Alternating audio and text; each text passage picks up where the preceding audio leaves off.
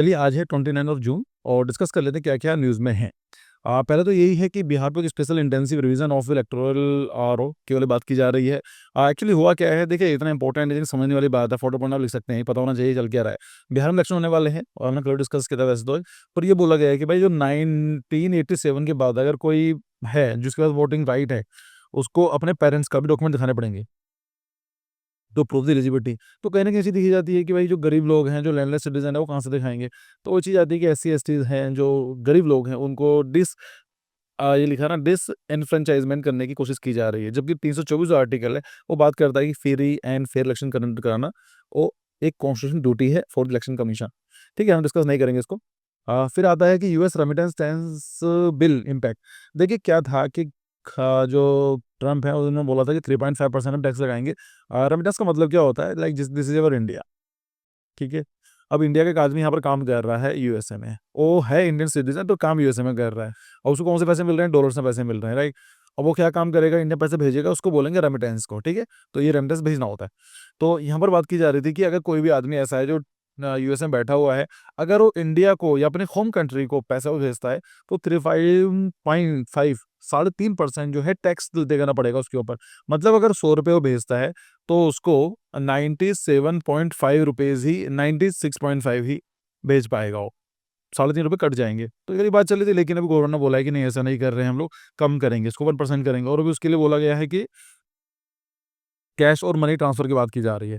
मतलब अगर बैंक से कर रहे हैं, कार्ड ट्रांसफ़र कर रहे हैं तो उसके अंदर कोई प्रॉब्लम नहीं है। आप आराम से इंडिया बिंदास होके भेज सकते हैं। देखिए, एक चीज़ समझने वाली बात है कि इंडियाज़ की जो एनुअल रेमिटेंस कितना है, वो $111 बिलियन डॉलर का है। मतलब India is a world top remittance recipient as a 2020 world bank data. तो आप समझ सकते हैं कि पूरी दुनिया में सबसे ज़्यादा रेमिटेंस मिलता है, वो इंडिया को मिलता है। कुछ भी चीज़ ऐसी आती है तो इंडिया को डायरेक्टली इम्पैक्ट पड़ेगा। तो लेकिन अब ये वाली बात कर दी गई 1% ही करेंगे, वो भी इसके लिए बोल रहे हैं कि पैसे ट्रांसफ़र करते हो, कैश देते हो, उस चीज़ के लिए। बाकी मनी बैंक से करते हो, कार्ड ट्रांसफ़र करते हो, उसके लिए कोई भी वो सब चीज़ें नहीं है। तो एक्चुअली कर तो इसलिए जा रहा था ये मेक्सिको के लिए क्योंकि मेक्सिको डायरेक्टली बॉर्डर टच करता है, इंडिया कैश वो कैसे देगा ना इंडिया मार्केट। लेकिन ये वाली बात की जा रही है कहीं पे प्रॉब्लम तो इंडिया को ज़्यादा पड़ती है बिकॉज़ इंडिया सबसे ज़्यादा रेसिपिएंट है रेमिटेंस का। चलिए आगे देखते हैं।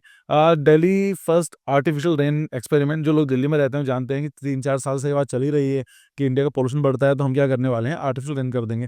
रेन करने से क्या होता है कि जो डस्ट पार्टिकल्स होते हैं वो बैठ जाएँगे। अब रेन तो देखो बारिश कब होती है ऑटोमेटिक है, इट्स अ नेचुरल फिनोमेना। लेकिन अगर हम उसको आर्टिफिशियली मतलब हम मैन मेड कुछ तरीकों से ऐसा कर लें कि वो रेनफॉल एक पर्टिकुलर टाइम पर हो जाए, हम उसको बोलेंगे आर्टिफिशियल रेन। ठीक है? ये चीज़ आती है। तो ये वाली बात की गई है 4 जुलाई से 11 जुलाई के बीच में हम लोग आर्टिफिशियल रेन करेंगे। अब बात यही चीज़ आती है इसको बोलते हैं क्लाउड सीडिंग करना होता है। क्लाउड सीडिंग में क्या होता है chemicals spread into cloud in to induce participation. देखिए ये क्लाउड है, ठीक है?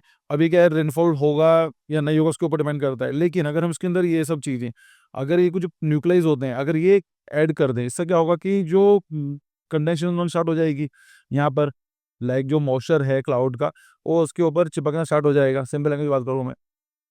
फिर क्या होगा ये भारी हो जाएगा। इसको बोलते हैं कंडेंसेशन। तो इससे क्या होगा ये सिल्वर आयोडाइड यूज़ किया जाता है। ये क्वेश्चन याद रखना कई बार क्वेश्चन पूछा चुका है यूपीएससी प्रीलिम्स में भी।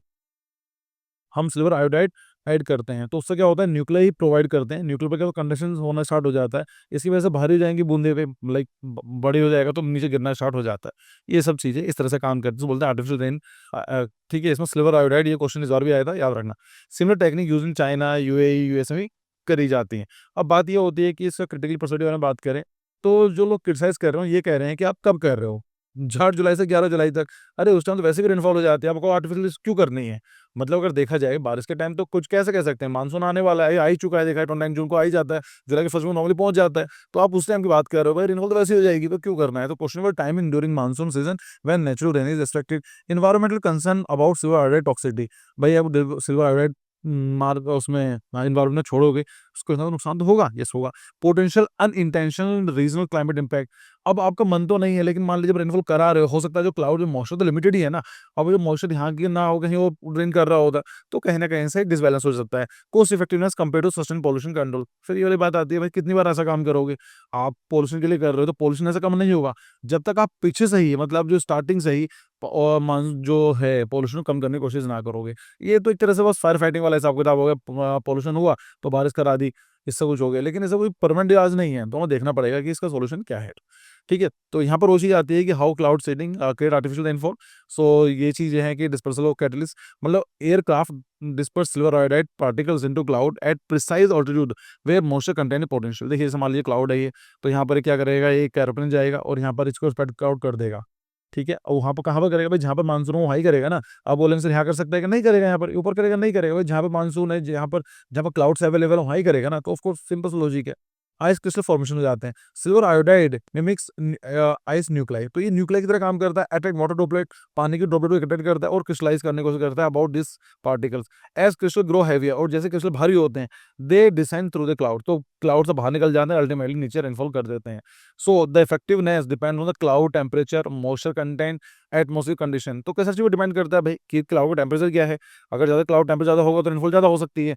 ज्यादा क्यों होती है रेनफॉल अगर टेम्परेचर ज्यादा है? बिकॉज जो सॉरी, अगर वो कंडीशन जल्दी होगा तो उसका क्या होता है कि जब ठंडा होगा तो जल्दी रेनफॉल होगी, क्योंकि उसमें कैरिंग कैपेसिटी जो होती है, होल्डिंग मॉइस्चर कम हो जाती है।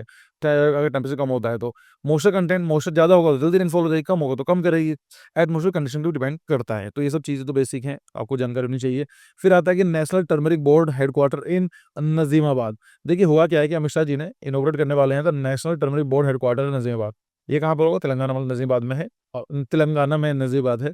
सो बीजेपी ये सब चीज़ें किसी काम की नहीं है। सो इंडिया, अब बात ये आती है कि टर्मरिक बोर्ड बनाया जा रहा है, तो इसलिए हमारा इंपॉर्टेंट है कि भाई अगर टर्मरिक बोर्ड बनाया जा रहा है तो क्यों बनाया जा रहा है? ऑफ कोर्स तो प्रमोशन के लिए बनाया जा रहा है।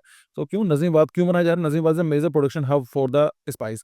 तो यहाँ पर क्या होता है, टर्मरिक हल्दी होती है, यहाँ पर अच्छी खासी खेती की जाती है, और इंडिया प्रोड्यूस अपना 80% ग्लोबल टर्मरिक। अब सोच के देखो कि पूरी दुनिया का 80% टर्मरिक तो हमारे इंडिया से ही आता है, तो बहुत बड़ी बात है। सो research farmers had long demanded dedicated boards for better research and development, export promotion and price support। तो काफी टाइम डिमांड चल रही थी कि हम पूरी दुनिया का 80% हम लोग प्रोड्यूस करते हैं, तो उसके ऊपर डेडिकेटेड बोर्ड होना चाहिए जो उसकी रिसर्च करे और डेवलपमेंट का काम करे, एक्सपोर्ट करने में हेल्प करे, प्राइस सपोर्ट पर काम करे। ठीक है, तो ये चीज आती है, बस याद रखिए इसका। Kerala Zumba class controversy, Kerala में कंट्रोवर्सी फिर से हो गई है। इसमें क्या हुआ है, इसमें गो स्कूल में ये बोला गया है कि भाई हम जुम्बा जो होता है हमारी तो डांस फॉर्म होती है, हम उसको इंट्रोड्यूस करेंगे। अब कुछ मुस्लिम कम्युनिटी हैं, मुस्लिम लोग हैं, वो ये कह रहे थे कि तुम्हारा कल्चर के अगेंस्ट है ये, हम नहीं कर पाएंगे। तो बोला है कि भाई आप जो कपड़े जुम्मा पहनने होते हैं कोई जरूरी नहीं आपको वही पहनने हैं, आप एक नॉर्मल क्लॉथ ही पहन सकते हैं जो आपको लगता है सही है, मतलब इतना कुछ हो नहीं है। तो ये वाली बात है। तो अल्टीमेटली ये सब चीज़ चलती रहती है, छोटी मोटी चीज़ें। बट ठीक है, आपको थोड़ा सा जानकारी भी होनी चाहिए कि चल क्या रहा है अपनी कंट्री में। ठीक है, आगे देखते हैं। कर्नाटका टाइगर पॉइजनिंग केस, ये हमने कल डिस्कस किया था कि एक मदर और 4 बेबीज उनको पॉइजन का मार दिया गया था, तो अल्टीमेटली 3 लोग पकड़ लिया गया है। और यही दिया जाता है कि 3 individual were arrested for poisoning 5 tigers in Male Maheshwara hill wildlife sanctuary Karnataka. The poison was linked to the cattle livestock conflict. मतलब क्या था कि कैटल सी उनको आकर मारे खा जाता था, तो फार्मर्स भी क्या करें, इस हिसाब से उन्होंने सोचा कि भाई भी जहर दे देते हैं अल्टीमेटली। लेकिन इनको पता नहीं था कि जो टाइगर होता है वाइल्ड लाइफ प्रोटेक्शन एक्ट में आता है, और उसको हाईएस्ट लेवल की पेनल्टी है, मतलब 7 साल की सजा हो सकती है और 6 खासा फाइन भी लगाया जा सकता है। अब क्या होगा हमारे लिए मैटर नहीं करता है, लेकिन ये जरूर पढ़ लेना कि WP एक्ट, ये कई बार क्वेश्चन भी आ चुका है प्रीलिम्स में WP एक्ट के बारे में। ठीक है, आगे देखते हैं। कास्ट वॉयलेंस अगेंस्ट दलित वेडिंग, ये देखिए ये कोई बड़ा और मगर पहली बार नहीं है, होता ही रहता है अपने इंडिया में। यहाँ पर क्या है कि आज भी लोग किसी को चेंज होना नहीं चाहते हैं कि भाई हम किस जमाने में रह रहे हैं। अगर आज हम बात करते हैं इक्वालिटी के बारे में, हम रिजोल्यूशन का काम करते हैं, लेकिन अगर हमें ये भी केस देखने को मिलते हैं कि दलित की शादी में प्रॉब्लम आ गई, उसको घोड़े बैठने नहीं दिया गया, उसको डीजे बनाने नहीं दिया गया, या पर्टिकुलरली किसी एक गाँव के किसी एरिया से पास होने के लिए मना करते हैं, तो कहीं ना कहीं चीज़ दिखा जाती है। तो ये खासकर रूरल एरियाज में ज़्यादा होती है, पिछड़ा जो एरिया होता है ज़्यादा होती है। तो कहीं ना कहीं गलती आप भी समझ सकते हैं कि अगर आप इस वीडियो को देख रहे हैं कि भाई सबका राइट सेम है, अगर आप घोड़े बैठ सकते हो तो वो भी लोग बैठ सकते हैं, अगर हम बैठ सकते हैं वो भी बैठ सकते हैं। राइट, तो ये चीज़ आती है। लेकिन लोग अपने मेंटल को चेंज नहीं करना चाहते हैं कि भाई हम किस जमाने में रह रहे हैं, क्या मतलब है। Mumbai declared loud speaker free, तो मुंबई हाई कोर्ट ने ही बोला है कि एक बोला था एक्चुअली कि भाई जो भी religious areas permanent loud speaker हटा दिए जाएं, तो उसी को देखते हुए हटा दिया गया। Following high court Bombay high court order, all permanent loudspeakers has been removed from religious structures at Mumbai.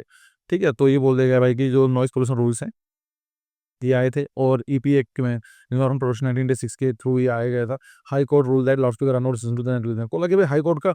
अब ये हाई कोर्ट ने ये बोला कि जो लाउड स्पीकर्स होते हैं वो एसेंशियल प्रैक्टिसेस है क्या? मतलब अगर बोलेंगे हाँ जी हैं, तो आज से 10 मतलब मान के चलो 100 साल पहले तो लाउड स्पीकर नहीं होते होंगे, फिर कैसे चलता था? तो ये लाउड स्पीकर हैं, शोर शराबा करना ये रिलीजियस प्रैक्टिस में एसेंशियल नहीं है, ये इतना जरूरी नहीं है। तो ये temporary permission still allowed during religious festivals. हम बोलते हैं कि अगर कोई करना चाहता है, टेम्परेरी परमिशन दी जा सकती है पर्टिकुलर टाइम पीरियड के लिए, एक लिमिटेड साउंड के लिए। उत्तराखंड बस एक्सीडेंट तो ये चीज़ आती है। देखिए क्या हुआ है कि ये चारधाम जोड़ो परियोजना चलाई गई थी, जहाँ पर चार धामों को कनेक्ट कर दिया गया उत्तराखंड में, और जब भी वहाँ पर ज़्यादा रास्ते संकरे बने हुए हैं, पतले रास्ते, तो आई थिंक कोई ना कोई एक्सीडेंट हुआ हो ही जाता है। तो हुआ क्या है, the Pilgrim bus fell into the Alaknanda river in Uttarakhand. और अलकनंदा क्या है, ये वही है जो भगर से मिलती है देवप्रयाग में, अलकनंदा, और फिर जाकर गंगा बन जाती है। देखिए पंचप्रयाग है, इनको जरूर याद कर लीजिए, इससे कोई भी जीके क्वेश्चन बन सकता है कि कौन कौन सी रिवर्स है, कौन कौन से देवप्रयाग या फिर नंद प्रयाग, ये सारी चीज़ें हैं। ये कर्णप्रयाग, देवप्रयाग और ये सब चीज़ें मिलती रहती, तो उनको चेक कर लीजिए। पंचप्रयाग सर्च करेंगे, आपको एक मैप मिल जाएगा गूगल पे जाके, उसको याद कर लीजिए। So pilgrim bus fell into Alaknanda river in Uttarakhand with the death toll rise to the 5, 5 लोगों की मृत्यु हो चुकी है। Rescue operation by SDRF, state disaster response force, and NDRF, national disaster response force team were hampered by strong river current in the mountainous terrain. और वहाँ पर इतना पानी आ रहा है, इतना करंट आ रहा है पानी के अंदर, पानी का जो करंट होता है, उसको देखते हुए इतना मुश्किल हो रहा है और नहीं कर पा रहे हैं, लेकिन 5 लोगों की डेथ हो चुकी है। सो रिकरिंग पैटर्न है, so the accident highlight frequent transportation disaster on चार धाम root, which are characterized by the narrow, winding road prone to landslide. The mountainous geography make both prevention and rescue operation particularly challenging. तो बहुत मुश्किल पड़ जाता है। यहाँ पर आपने काफ़ी वायरल हुआ था ये मध्य प्रदेश का जो भोपाल ब्रिज है, भोपाल में जो ब्रिज है, ये डिज़ाइन फेलियर के ऊपर, ये देखा होगा कि ऐसा ब्रिज बना दिया, ऐसा करके, ऐसा कौन बनाता है भाई? तो मतलब कोई डिज़ाइन की, कोई इंजीनियरिंग की बात ही नहीं की गई। तो हुआ क्या है कि 7 engineers were suspended for approval and rail overbridge with density 90% turn in Bhopal. भाई सोचो, देखो गाड़ी स्पीड से आ रही है, उससे तो आगे चली जाएगी ना, यहाँ क्या बनाया है? मतलब कौन लोग इंजीनियर है, कुछ तो क्वालिफिकेशन हो ही होगी ना। अगर मैं कह रहा हूँ कि अगर अब बच्चे ने चाहे टॉपर भी ना रहा हो, बिल्कुल पास भी करा हो ना, डिग्री भी ली होगी, तो जानकारी होगी, ऐसा नहीं बनाए जाते हैं। So systemic issue the case highlight how infrastructure corruption और professional incompetence lead to waste public fund and great public safety risk that could result in accident. सोचिए, देखो कितने पैसे खराब होंगे इन चीज़ों में, कितना एक्सीडेंट भी हो सकता था। सो ये चीज़ है, और आई थिंक ठीक, आई थिंक मैं काफ़ी कंटेंट पढ़ लिया है। इतना ही था आज का। और वीडियो पसंद आई तो प्लीज़ लाइक कीजिए, सब्सक्राइब कीजिए चैनल को। Thank you for your time, see you.